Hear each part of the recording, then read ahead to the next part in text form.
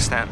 Now this is the most important exercise if you want to learn the foundation of balancing on your hands. To balance your whole body weight on your hands, you need to master the skill. I mean, if it rings a bell, the handstand. If you want to achieve the handstand, you need to be doing the skill as often as you can. It was the first exercise I started learning before getting into the handstand.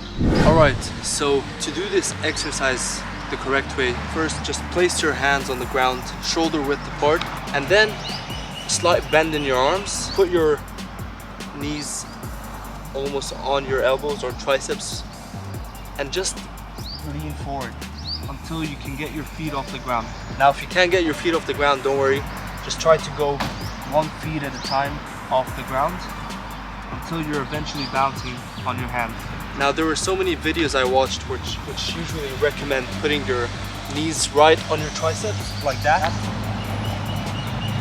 But the problem with this is that, especially when you're starting out, it puts a lot of strain on your triceps, right? So you're gonna feel a lot of pain. It's gonna be uncomfortable.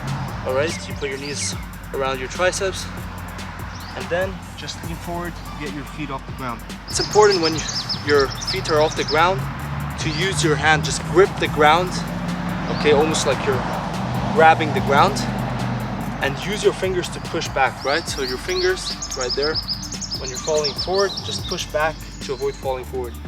You're gonna need this a lot when you're learning the handstand. Also, if you want to learn the handstand, I have a lot of videos on my channel, so check them out. So, like this, if I'm falling forward, I push back. And simple. Now if you made it till here, I just want to say thank you guys for watching this video. I hope this helped you, especially if you're starting out in calisthenics.